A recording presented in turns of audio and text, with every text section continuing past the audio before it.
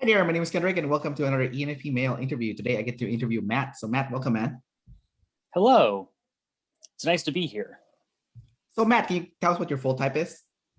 My OP type is ESTP. It is SETI, consume, play, blast, sleep, MM.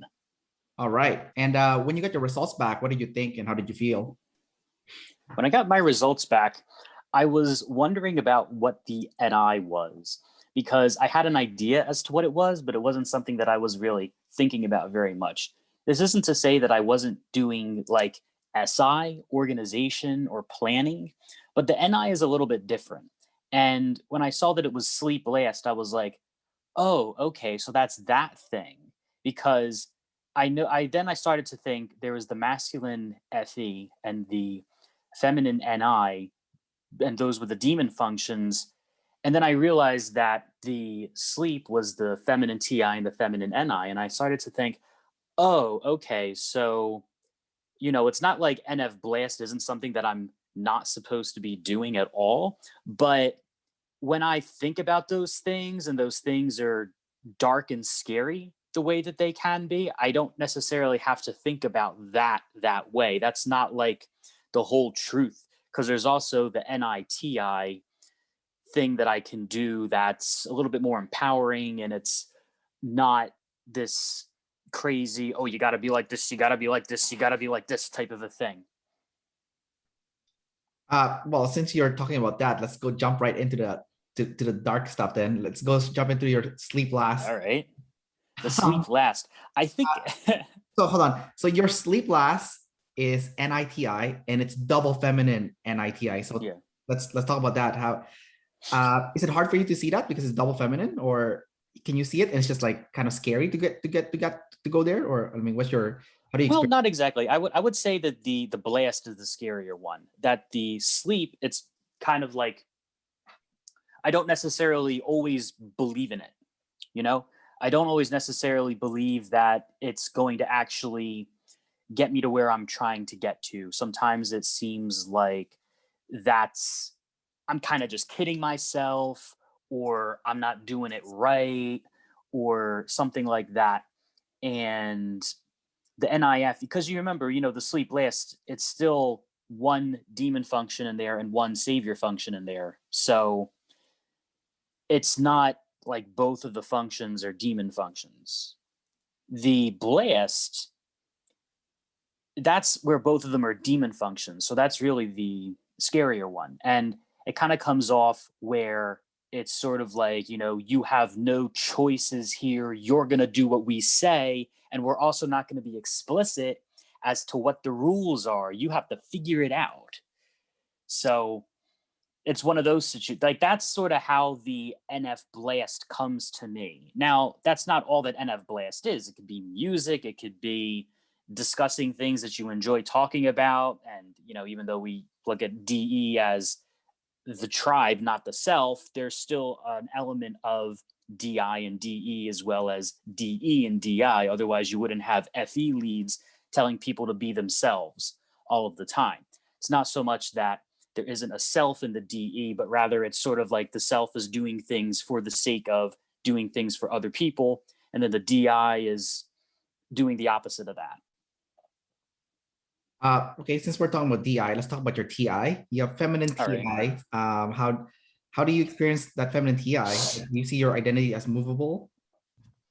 I don't think it's so much the movable identity per se, as much as I think it is the movable way that I'm going to try to argue something. I don't necessarily try to think about the first step of my argument is this, and then the second one, and then the third one, and then the fourth one, and it's always going to be like that no matter what. And I have to always make sure that my understanding of everything that I think about is necessarily put into that box. It's more or less like, okay, let's see where the SF play is going on here, and let's move the TI with that to be able to come around it from the outside. So if the FE is standing in the center going in the circle, the TI is dancing around it. I see. Okay. Well, let's talk about FE then. So that the opposite is now masculine FE. This is going to be more in your face in your situation, just because it's double activated. And your play is also your SF play, double masculine is also double activated. So it's a double activated savior, essentially. Yeah, how do you experience? Let's start with FE first, and then we can talk about SF after. Okay. Well, FE can be a couple of different things. And, touching upon the dark stuff that we were talking about earlier, the FE is, there's dark aspects of FE. You could watch mafia movies and you can see it. You can watch a lot of different things, I suppose. I try not to stock up so much on it anymore. For a while I was kind of stocking up on it. Not so much stocking up on it, but like when it was there, it would be clear that it was there and I would remember it. And I think there's a decent aspect in being able to go up to the scary thing and say, "Hey, what's this? What are you doing?" Like that's I think what the masculine DE does anyway is it goes up to the scary thing. And with the masculine FE, I think what it does is it goes up to sort of people's emotion-based arguments, trying to see what their reasoning is behind it.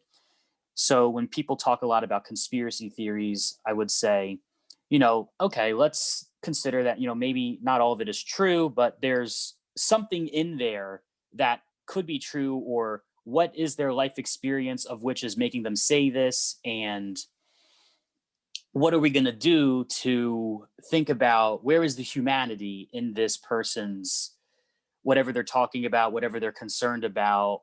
And there's usually something there, instead of sort of ostracizing it completely. It doesn't mean that we have to take all of the recommendations or that everybody needs to start growing their own food and bunkering down and buying all the guns. But, why is somebody thinking that? Is it because they don't necessarily trust the way that the food supply chain works, or they don't trust the financial system, or things like that? Like there's legitimate concerns, and it's like, well, if you completely ignore some of these worst case scenarios, what if it actually does happen? And you look at the way that the people talk about that stuff and you think, well, let's just consider that for a moment. I mean, it might be a different way of describing experiences than what I'm used to, but it's still something going on. And I've been thinking more about what masculine DI is about, really. To think about what masculine FE is. I mean, yeah, okay, we can think about that a lot. You can think about, maybe if I'm oriented to not like it, if you're oriented to think about what you don't like about a function, and you think about maybe the modality attached to the function too. So if you what's your last function and the modality attached to it? Should be SI. My last function is SI, and my last animal is sleep. Okay, is your SI masculine or feminine? Masculine. Right. So maybe you use a lot of feminine NE, right? Yeah. So maybe I wonder, do you ever find that thinking of NE in a masculine way sort of evens out your perception of the demon masculine SI? It's weird. I use my NE a lot, but I also forget the concepts and patterns that I've gathered. Like I've noticed that I forget it pretty quickly. Unless I write it down into the in the SI, it's gonna be gone. So I always, like when I think of like a really useful pattern or concept, I have to write it down right away because I have a short window before it disappears. So and I use my SI to archive it essentially.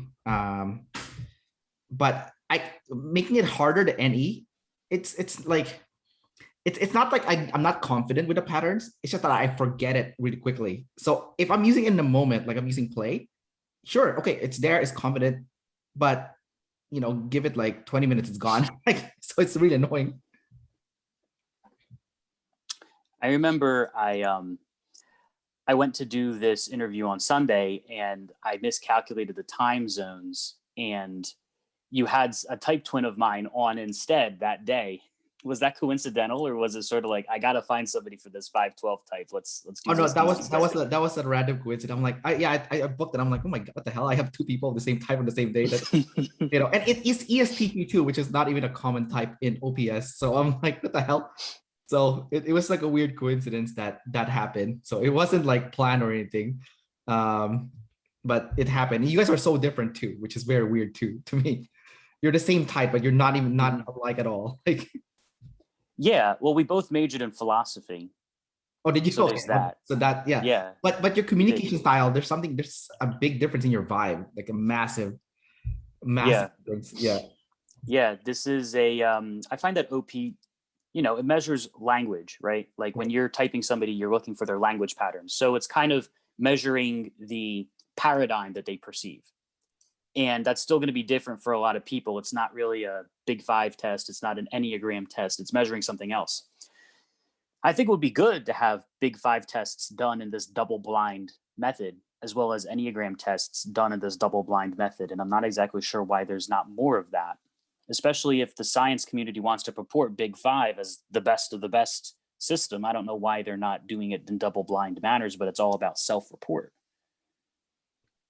Yeah. Well, I mean, I don't find the Big Five to be practical. Like it's a good assessment, but you can't really do anything with it. Like with OPS, there's a clear path on what you can work on to upgrade yourself, right?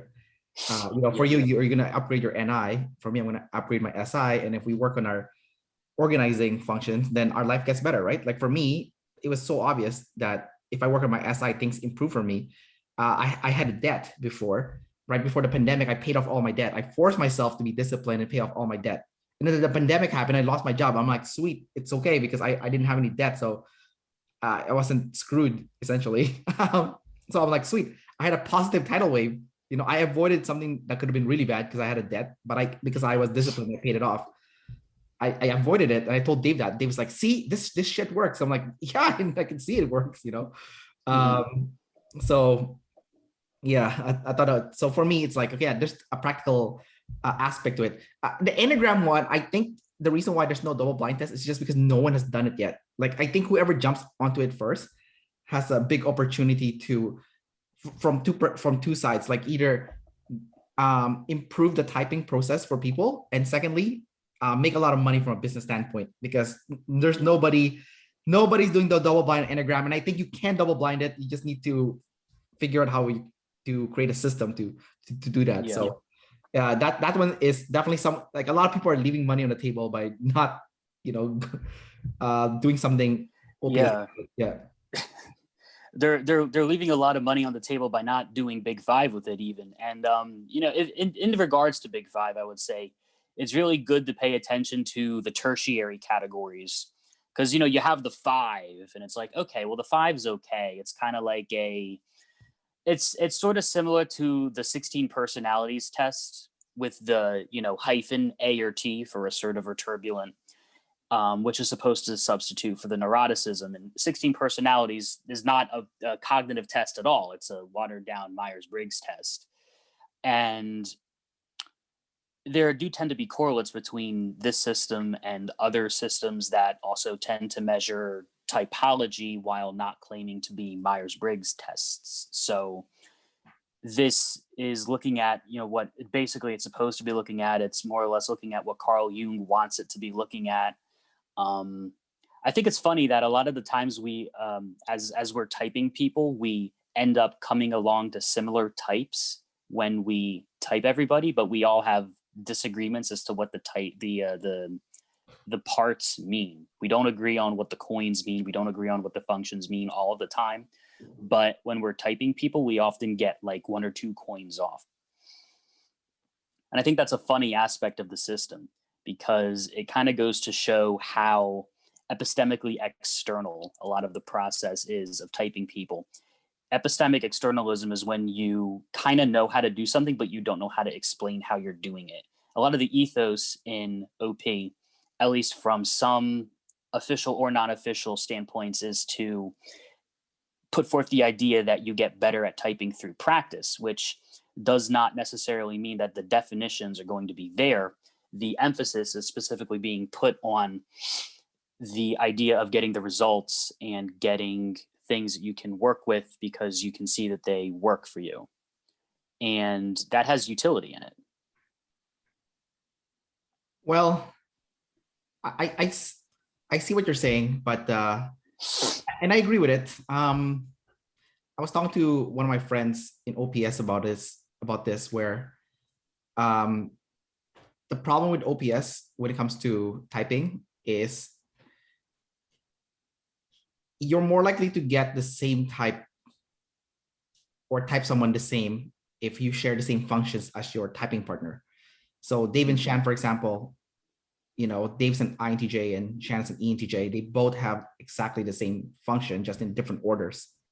So if they're typing somebody, they're going to be using their SE to gather the facts and then distilling it in the FI to see the behavioral consistency, right? It's kind of like TI. TI looks at the logical consistencies, and if someone's saying something illogical, the people with masculine TI would be like, "Whoa, hey, that's wrong. That's illogical," right? But so with FI, it's kind of like that, but with behavioral instead, you're not being authentic. FI's authenticity, right? So there's something off about your behavior. So it's like, okay, so if you're SI FI, that's how you're gonna be typing someone. You're gonna be using SI and FI essentially, and maybe some play too. But for me, I don't have SE.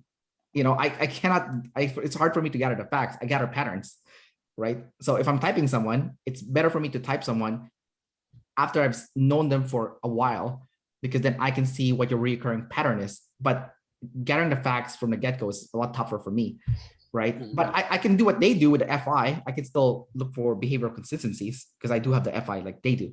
So for you, you have SE, so you can gather the facts, but then you're taking the TI, so it's a little bit different, right? So I think for someone that's your type or someone that has your function stack, then I feel like you would have to use your FE and SE to type someone, because you are going to be gathering the facts and then using your FE also to gather the vibe as well, right? Yeah. And when I think about the vibe like that, I do think about the behavioral consistency, but I wonder if there's some sort of way of talking about it without talking about it, where when I say behavioral consistency, I mean consistency of the person that I'm looking at relative to other people that I have looked at, and then comparing them all. And maybe the FIs are looking at the behavior of the person themselves and where sort of the inner odometer of the seismograph, I would think, the thing that measures earthquakes, like the seismograph of the person is sort of going along through time. What is your process of, like, I'm not asking you to tell me your entire typing process, but what I'm asking for is specifically the seismograph thing. Does this resonate with you? It's a good example. When I heard you say the seismograph thing, I was start thinking about it. I'm like, that's an interesting way to put it. I get what you're saying. The analogy of it makes sense. It's hard for me to put it. I think the best way for me to put it into words is, it's not a seismograph, but I do like that one. I could use that one for sure. Yeah. It's like what I think you might be doing. Right, but it's not exactly a seismograph. I feel like it's more like a, when I'm using the initial point of the NEFI is I'm gathering someone's character, right? And every single person is a specific flavor. And when I'm talking to someone, it's like, I've felt this before. Like this essence, this character, I've felt this before. Obviously it's not 100% correct. It's like what David Chan said. It's a good way to make a quick guess, and it might be useful if in real life application, like let's say I'm hiring someone or something, right? Then it would be good, because then I don't have time to get to know your whole life story. Yeah. So I can gather your character instead, and then make a quick intelligent decision in the moment. So you're going to use OPS for hiring? You can. I think it's really good for hiring, because I mean, like who's the best at handling people? Well, EPs and IJs, right? And who's the best at doing things related stuff? Well, the IP and the EJs, right? Because they're a double observer. So yeah, I could definitely use it for hiring. You don't want to have a crazy person, be the supervisor. because they're gonna cause all sorts of issue, right? Like if you have an EJ, for example, and a lot of EJs end up as supervisor, and then they start feeling resentful that they're not getting validation from their employees, or their respect, then they might act out and lash out and alienate people, and that's not a good thing, right? But if you're an EP or IJ, you don't really care, as much about like the people stuff. For you, what matters is like, okay, let's get the job done. Let's focus on the thing, right? Right. Right. What I would think though is that, and this is something I'm wondering about, like when you think about a person and how well their functions are developed, it's kind of a different thing than thinking about what their saviors and their demons technically are. Because I think that maybe, let's say you have a consume play IP. And because their consume and play is so well developed, you don't realize that they're an IP, but you think that they're an EP because they come off as so double decidery. I mean, sometimes you can just make errors when you're trying to type people. And if you're really looking at it from the perspective, and I guess technically if it's consume play, the chances that you're going to have really bad people problems with the people is a little bit lower, maybe because consume play implies that it's balanced between OE and DE, and DI is there in the savior. But there could be some human error there. Now, I'm not saying that artificial intelligence can't be used to perfect the process, or you can't have anything like that, but it's something to be prudent about, I suppose. Yeah, I mean, obviously, if you're doing it from real time, you're not going to be as accurate as if you had time to actually gather everything about the person. But yeah, you're right. Consume play IP, sure, okay, less likely to have tribe problems, especially if they have blast also, like consume play blast sleep, right? So yeah, so yeah, in that case, sure, okay, I've seen that happen where that person gets less tribe hate than a sleep consume or consume sleep IP. Yeah, I mean, you could say the same thing for like an EP, right? If you have double activated NI, for example, then you're less likely to have problems with organizing your known information, right? Like you'll be doing enough that it doesn't trip you up, right? You're not going to be good at it still, but it's good enough, that you're going to do well in your life. Yeah. Okay. Oh, that's a challenge, right? Like, what is the best type to have? And you could say, oh, all the types are equally crazy, but you wonder about like a specific person, and you think about a specific person, and you can be like, what would the absolute best type for this person be that they were trying to get from point A to point B? It might not be the type that they are. Like you might have you might be stuck in a gear, and it's like, well, what if I was just a different type? Would that alleviate the gear problem? And, maybe it would, and maybe it wouldn't. It's like some of these people now, I mean, I guess this is a little bit easier one. Some people, if they just had $5 million, it would make everything so much easier. Right. But if you had all of your functions really, well, I guess all of your functions really well working, it would be the best one to go for if you wanted to look for what is the most effective route. But sometimes it's just funny to say, okay, this person is, type number 327, and they actually need to be type number 18. Because if they were type number 18, you would see them doing different things with their time than they're currently doing. And it would be interesting to watch. Well, I mean, there is actually a best type. So like is it your type? No, the INTPs are the best type, because if you look at the top 10 richest people in the world, like 4 or 5 out of 10 are all INTPs, right? Like Mark Zuckerberg, Bill Gates, Elon Musk, they all have they're all double feminine, they all have masculine NE and masculine TI, they have double activated NT consume. But is that the case, or is it usually the fact that INTP is like a gamble? It's like you're either really successful with it or you're really unsuccessful with it. And it's sort of like, well, it's a risk. But then some types, it's like, well, everybody, usually makes at least 40,000 a year.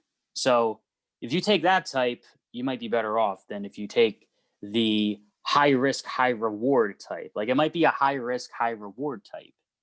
Well, I think it is back in the Stone Age, possibly, because they're the weakest person, so they would probably get killed by other people very easily. Are they the weakest person though? Yeah, they are, like, because they're not focused. It's not because they're the weakest. They're the weakest because they don't focus on the realm of, it's not like someone with SE, like your type, who's typically the strongest, physically. So they are definitely in the modern world. They don't have much downside, besides getting bullied in high school and elementary school. But after that, they go to university or college. Well, the average of them will probably end up working in IT, and IT's in a booming phase.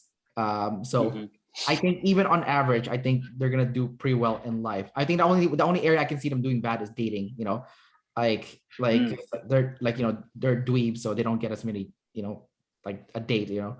Especially because when you think about the function of sleep, the sleep animal is not necessarily talked as, it can be talked as preserving energy, but a lot of the times what it's said that means is that the sleep animal is the strategizing animal. So if you think you have ST strategizing, well, that could go really well because you're organizing your physical world and you're making it about you. And it could also be that you're organizing trinkets and Star Wars characters, I suppose. But I guess if it's maybe that's the bane of the SITI. SITIs are really not that common in OP. Less so than SCTIs, the SITIs. The rarest one is actually FISI, because I have not interviewed a single one. They exist because I've talked to them. They don't want to get interviewed. So the FISI is the rarest one. I've interviewed SI or TISI. So to me, they're not the rarest, but they're still rare. So yeah. At least as far as people in OP. Yeah, but I think the strongest function in today's time, in terms of like, if you want to make go ahead, you can sneeze. I'm trying to sneeze. My nose doesn't want to sneeze. Okay. Yeah, thanks, bro.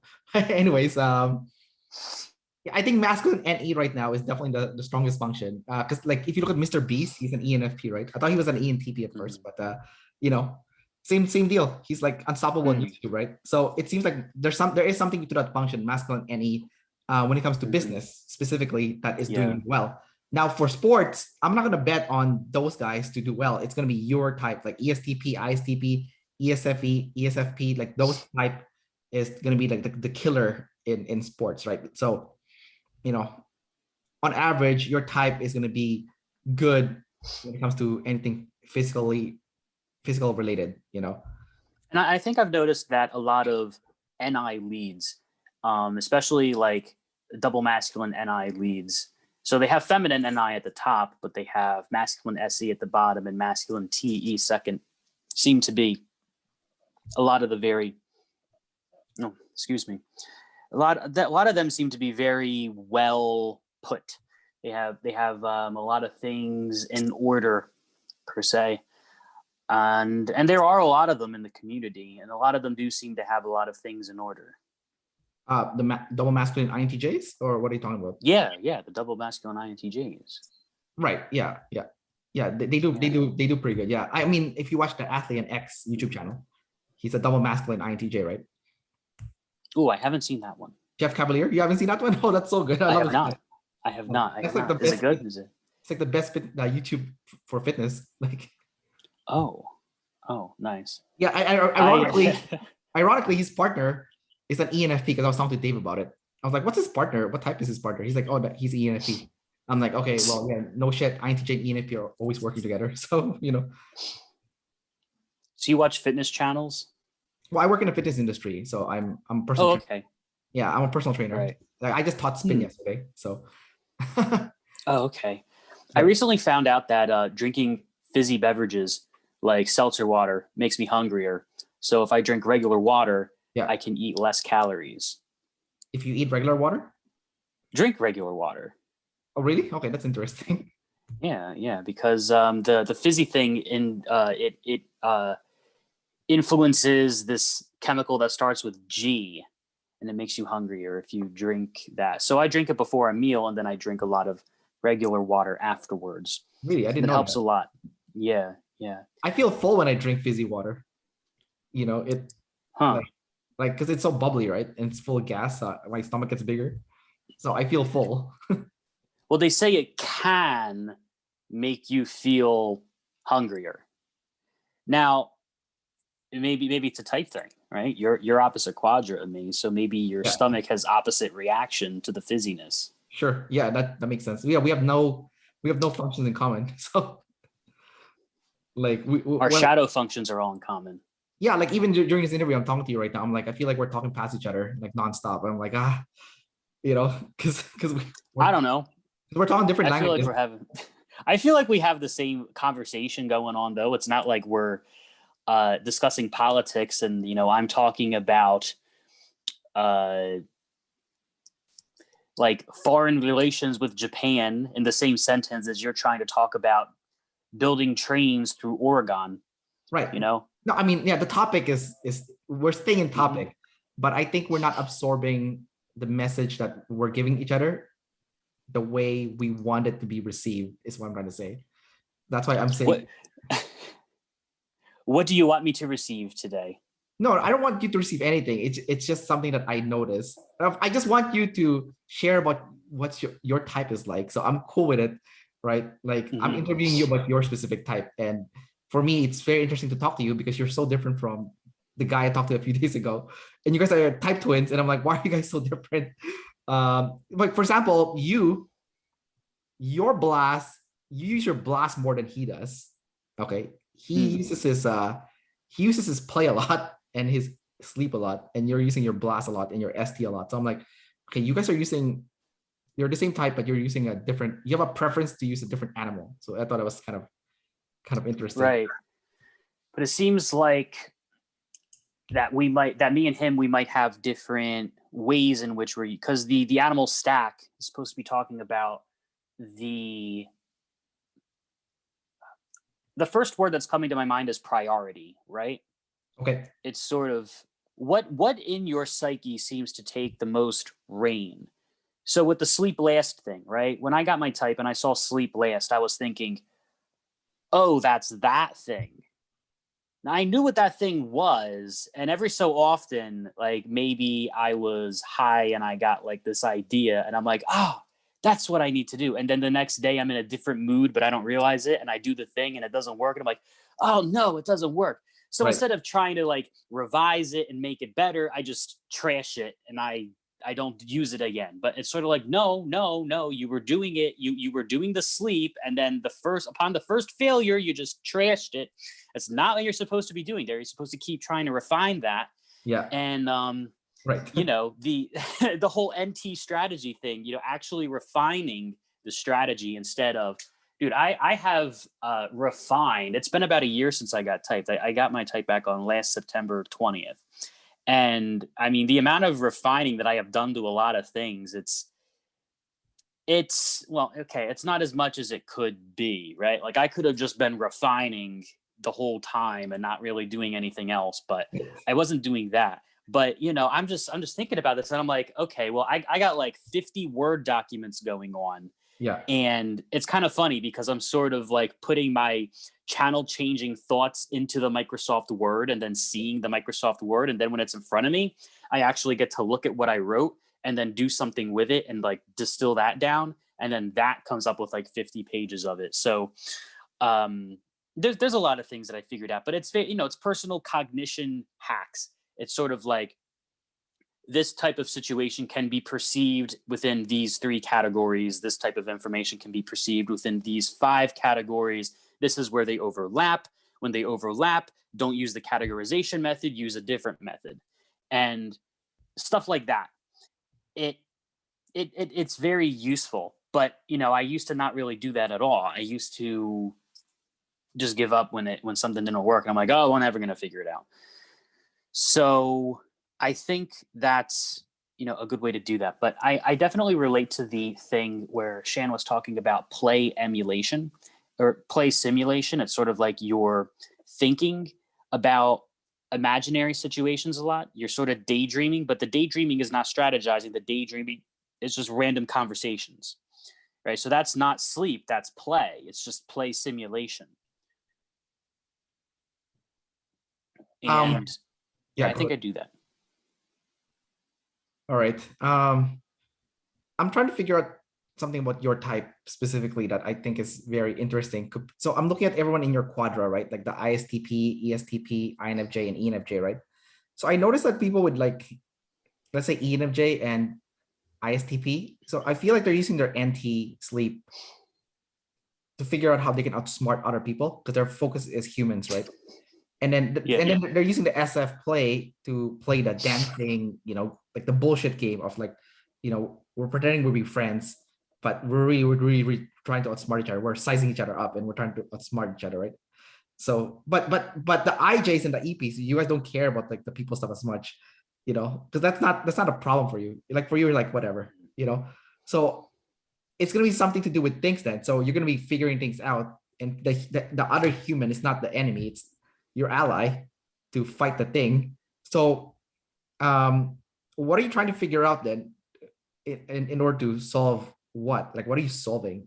Like what are you trying to figure out? Well, I mean, to be honest, I do think to a certain extent the idea that EP and IJ is not having problems with people, and IP and EJ is not having problems with things. It is a little bit of a oversimplification because It is.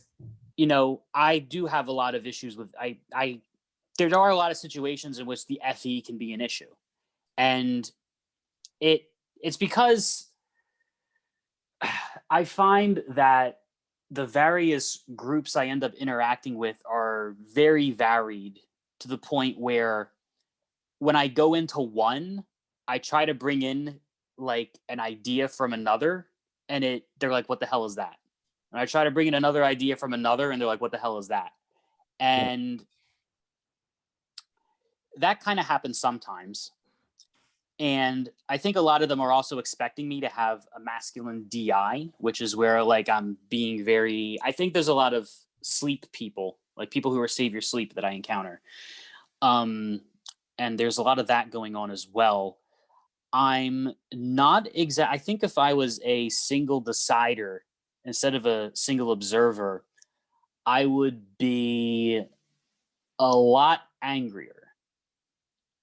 I think I wouldn't be trying to figure this stuff out because I am kind of trying to sort of TI categorize the FE a lot of the times. And I don't know if a single decider would necessarily be doing that. I think if I was a single decider, I would probably try to get away from everybody and try something different. I would become some sort of, I don't think a hermit per se, but I would and I don't know, because that's a completely different world to me. I see the good and bad in a lot of the people that are around me. And I've mended lots of relationships, and a lot of people have come around in my life, and it's not so much that I think that the people are evil. But I think they can be confusing for sure. I don't necessarily think that it's when I see somebody actually struggling with things, I find it that somebody who really struggles with things is like they don't have any idea where to start with any type of research where the different what am I saying? Oh, I meant people who struggle with people, like struggle with people in terms of the. So let's say that I'm going to use an example, right? Okay. I kind of got lost in my own Your feminine NI, you forgot your concept. I got lost in something. And then I said the wrong ST thing. I'm like, people who struggle with things, people who are actually having a thing struggling with problems. Well, see, I think that's funny, right? Because to struggle, I guess what I was trying to say, there was somebody who's struggling with the S, right? Right. Because a lot of the times I think of S as the things, not N as the things per se. I don't see N as the things. I think N is sort of like, this is like applied S. That you, like, if I'm going to figure out how to end something, it's like, I'm going to read books on how to do that and then apply the S to like, oh, is that an N thing? I think that's an N thing. I'm going to turn that into an S thing. Right. So people who have N first and S at the bottom, I remember my one friend was talking to me and he was saying that, protecting the environment in the future. And he's like, I think he's a savior N, maybe NETE or something like that. Maybe TENE, somewhere around there. And he was saying that when it comes to protecting the environment, we need to work with the earth instead of against the earth. And I'm like, okay, what exactly are you going to do? So he was saying, we pollute the atmosphere. We get all this carbon going up into the atmosphere. It's warming up the earth. And we got to remember the Earth's biggest coolant, the Earth's natural AC, is rainfall. And then I was saying, well, before I said something, he just finished out a statement and he said, we're going to work with the rainfall of Mother Earth. We're not going to work against the rainfall of Mother Earth. And I'm thinking, so you're saying we should make it rain more? And he was saying, no, I'm not necessarily saying we should make it rain more. And I'm thinking, well, actually, that's not a bad idea. Like, why don't we work on technology, figure out how to make it rain more? I think that sounds perfectly reasonable. If rain is the natural coolant, why don't we figure out how to make it rain more? Right, that's a good NI concept. Yeah. Right. So but it's sort of like you can jump into a thing and he gave the example of these, I forget what they're called. I keep forgetting what they're called, but I know what they are. They do them a lot in the Netherlands. They're like overpasses on the highway that have grass on them. And it's supposed to be like wildlife can safely cross the highway. They're called like architectures. No, it's argologies, something like that. It's a combination of architecture and ecology. I think it's arcologies, right? And I'm like, oh, I know what that is. Well, that's like a thing, right? That's a thing that we can do, but it's not so much working with, like, I don't have to look at it as I'm working with Mother Nature. I can still say, hey, Mother Nature, I have this thing called an overpass, and I'm going to put your grass on the overpass so we can drive our cars underneath the overpass and we don't have to run over any of your bunnies, So it doesn't seem like I'm working with Mother Earth when I'm doing that, but what he's proposing, I basically am doing that because I'm causing the same things to happen. But for somebody who's actually struggling with things like a demon sensor, maybe that's what it looks like, right? Like it looks like they can't, they don't know how to articulate exactly what they're talking about with these particular ideas. It's like, oh, the idea is that the rain is like nature's AC. So that's the concept and that's it. And then it's like, okay, well, okay. What are we going to do? What would you take from that statement? Well, the person you're talking to is going all in the big picture, but no substance. And for you, you're trying to figure out how to make it applicable into real life. You get his analogy, but it's not specifically like if you, the word is not,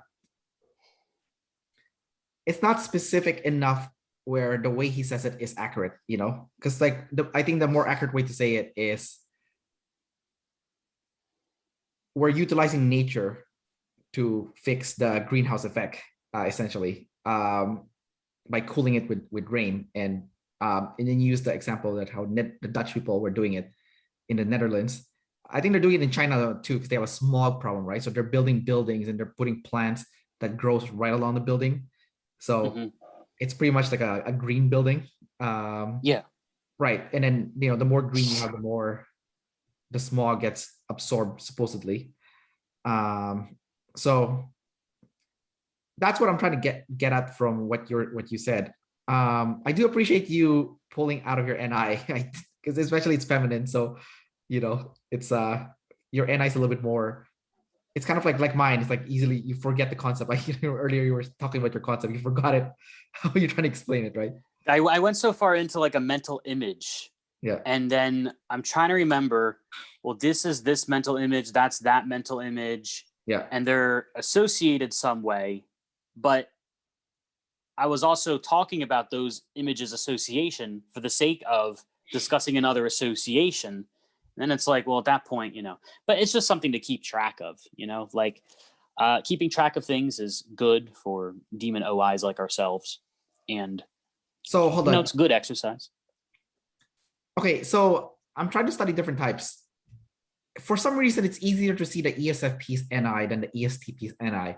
So I want to ask you what you're doing. So look, the ESFP is pretty simple. Like Jocko Willink, the double masculine ESTP, right? ESFP, sorry. You know, his NI concept is discipline equals freedom, right? You know, which is a really good one. Like it's an awesome one for. It's also his sleep. It's also his NF sleep, right? Like discipline equals freedom. But yours is NT. That's your sleep. And then what's your NI? So I'm like wondering.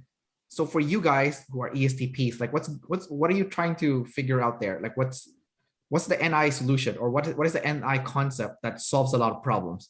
Because for Jocko, discipline equals freedom solves a lot of issues for EPs, which is, hey, we don't have enough discipline, therefore we don't build anything, therefore we have nothing, right? You know, so that his specific NI concept solves a lot of sensory problems. What are you doing as an ESTP that's different from the ESFP people, you know? Well, I'll start with Jocko. It seems that if you have the concern that you're not going to be free, that you're going to be controlled, it's a positive strange loop, right?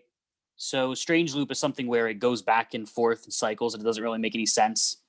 Like the impossible triangle. You know, the impossible triangle, it has the edges and it sort of twists and then it does the other thing. And then you think about that and then you're like, okay, it doesn't technically make sense logically in the way that people perceive logic, how it goes back and forth. But it still nevertheless does go back and forth, going round and around. And I think that in this sense, I suppose a better way of talking about it is a positive catch-22. I think catch-22 is a very accessible way to think about it. And the idea is that the EPs are afraid of discipline, but they're also being afraid of having their freedom taken away. The equation of discipline equals freedom sort of patches that up, gives you this sort of bargaining where it's like, okay, if I'm going to be disciplined, the chances that my freedom is going to get taken away decreases. Right. Because I'm being disciplined and I'm going to make things work and I'm going to be able to do what I want. And so that's the idea behind that, is it's a reinforcement of a bargaining. And I think in the case of me, when I think about NI stuff, it's I in every situation, in every second of when I'm doing something that I'm supposed to be doing, I have to think about the long term. I have to think about the long term and what I want out of the long term, and what's the first thing that's going to happen? What's the next thing that's going to happen? What are the possible strands of what's going to happen?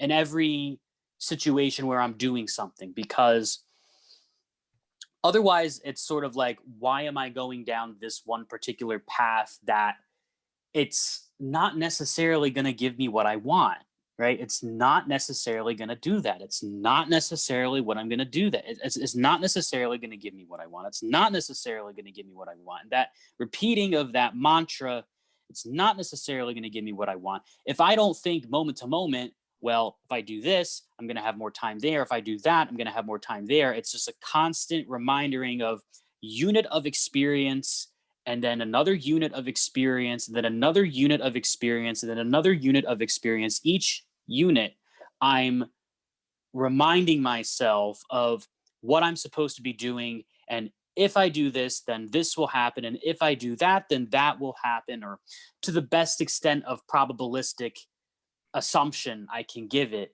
If I do this, that will happen. And if I do that consistently, I can get myself to do more in a day than if I decide not to do that. And I mean, I can wake up one morning and say I'm going to get a lot done today, and then find that after I'm done breakfast, I'm just feeling drained, and nothing is motivating, and I don't get anything done unless I'm thinking about, if I do this thing, that's going to happen. I'm very, very trying to ground myself in this perception of presumed causality of how things are going to go in the direction that I want them to go, which I suppose TI does that. It block bangs what it wants for itself and pays attention to causalities that would affect itself. And causalities in this case could be tied in with any observer. It's, not necessarily a S or N or an OE or an OY, but it's sort of, how are you orienting yourself with the causalities of, because gather is a causality. You might say causality is NI or SI because it's it's sort of organizing what's going to happen in real time if you do one thing, right? So if I think about what's potentially going to be the perception from the public if I release this music and then release another album that has a different genre, how's the public going to perceive that?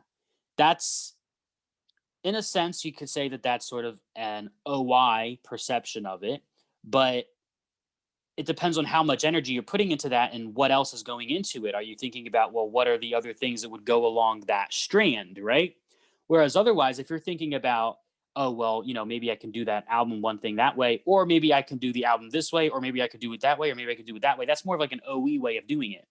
It's like the OE, if there's a strand of what you're trying, the trajectory, let's say my finger is the trajectory, and the NI is everything is going into it, because the idea of where it's starting, the idea of where it's ending feeds into the trajectory itself.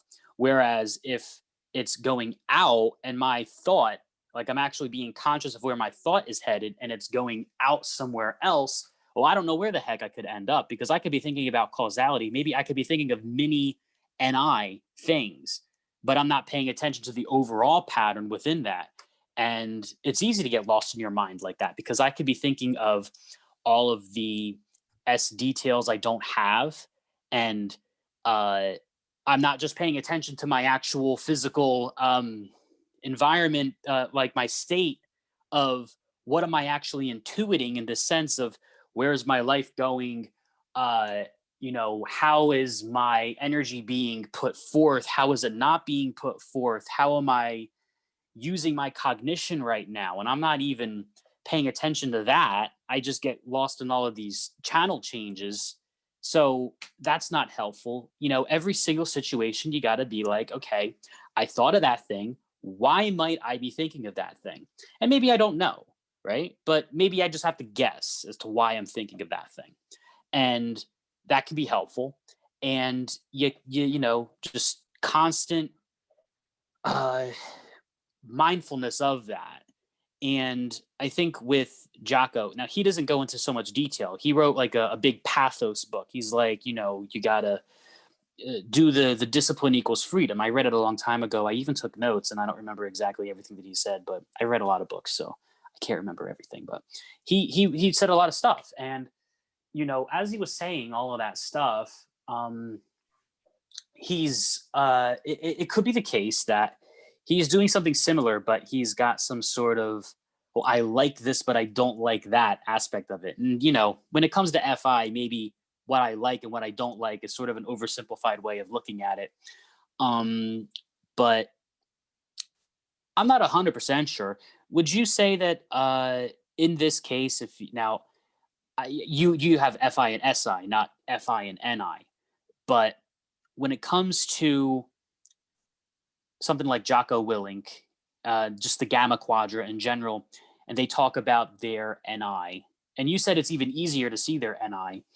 Would you say that they do what I do, but it's more of what they like rather than the first thing, in this situation, if I do this, that thing's going to happen, or that thing might happen, or I have to sort of narrow down the contingencies of possibility rather than think of all the different ones. And it's sort of, that's what I'd be doing. But then the FINI users, they have some sort of thing where they're going along and they're saying, well, I could be doing something like that, but that's trashy. I'm not going to do that thing because that's not who I am. And I'm not going to do that thing because that's not who I am. I'm going to do this because that's who I am. Even if, maybe other people say, oh, well, you got a TE, do that thing. I know that I have to do this thing, not just think about all the different TE things that everybody could possibly say. Well, I'm listening to you talk right now, and you're using a lot of things that I never would use because I don't have TI, right? But I'm watching you TI, so it's super interesting. You're doing the TI and NI stuff, which I think is fascinating. The cause and effect and whatnot. It's easier for me to see the FI-NI, even though I don't have NI because of the FI, and I do have NE, so I can gather people's NIs with my NE. So for Jocko, for example, he pretty much figured it out, like the code for EPs, which I am very grateful that he did. And he simplified it in such a beautiful NI concept, discipline equals freedom. Because, as an EP, the biggest problem is we outsource control to someone else. And when we outsource control to someone else, then that someone else can control us. But if you have discipline is self-control essentially, then we take self-responsibility for the control and it's not outsourced anymore. Therefore, the control that we're feeling is coming from the self. And when the control is coming from the self, the chances of you having a tidal wave because someone's out to control you or out to get you is less likely to happen. So, and when that does, when it doesn't happen as much, then you feel better. So it's not about what you like or what you don't like. It's how you feel if you take the right action.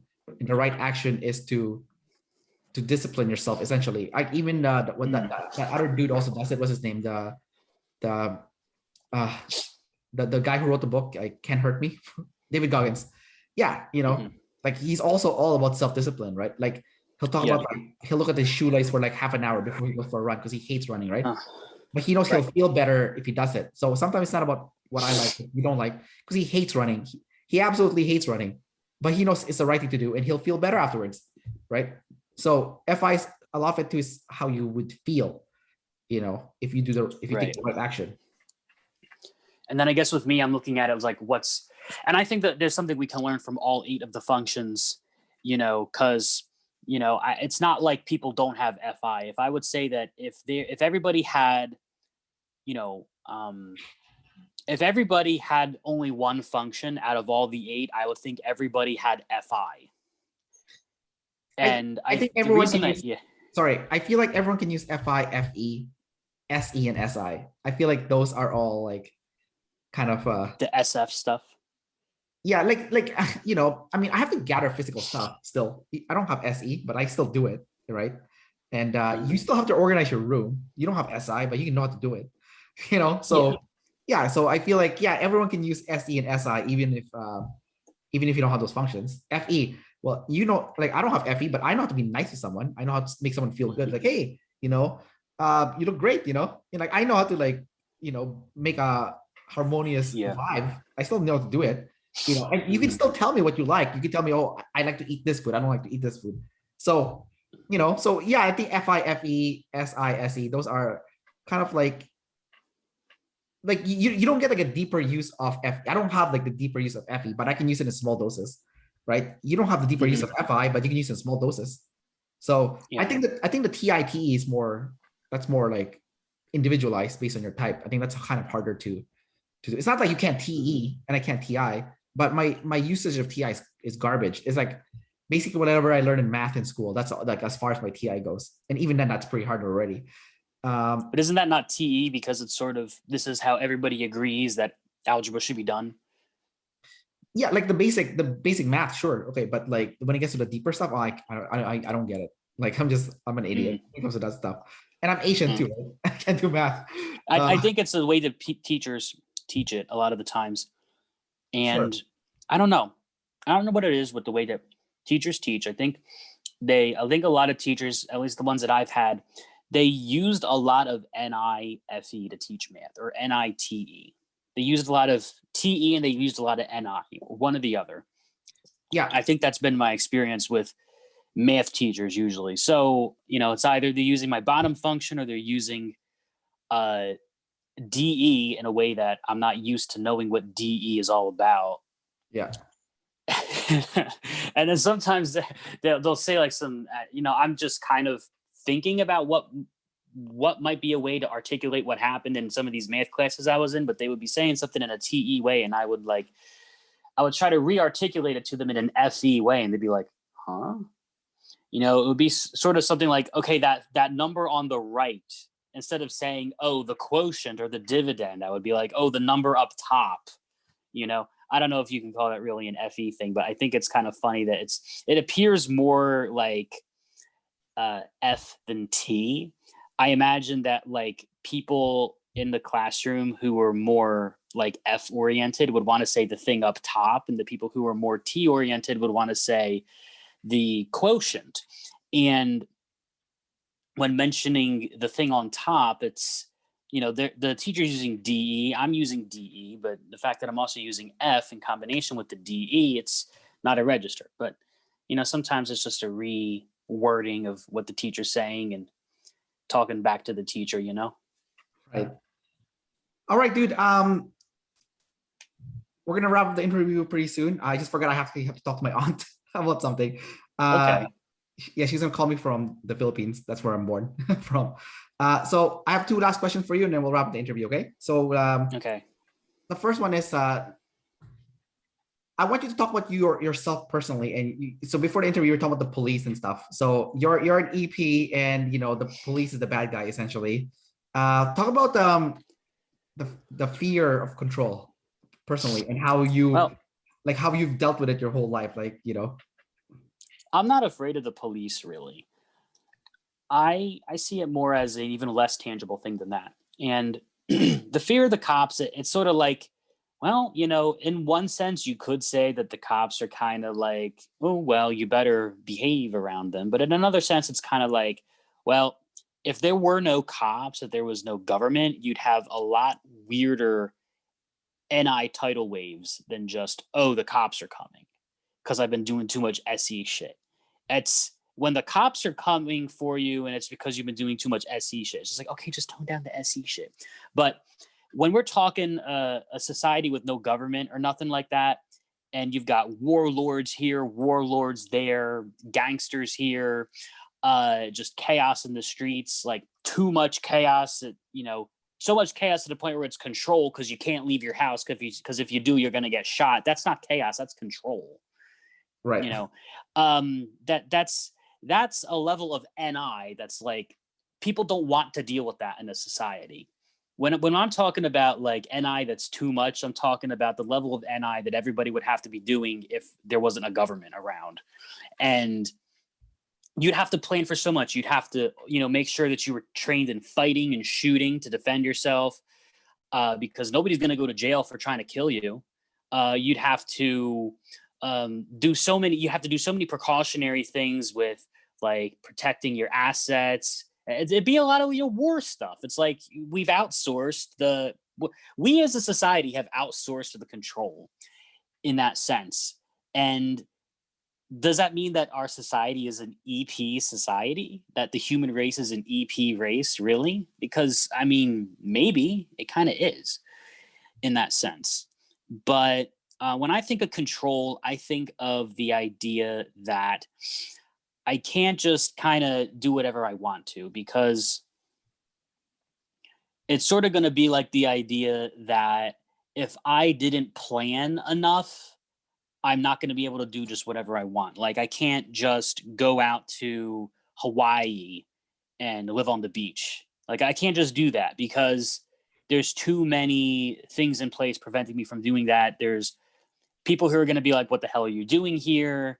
And I'm just, oh, I don't know. I just wanted to come here. And they're like, huh? You don't have a plan. You don't have a mission. You don't have a deeper meaning, and things like that. It's going to be a lot of, even if I wanted to do something like, try to join a circus, like that's what I'm going to go all in on. It's like, well, what do you mean you're just going to try to do the circus? You know how much discipline that's going to take, how many,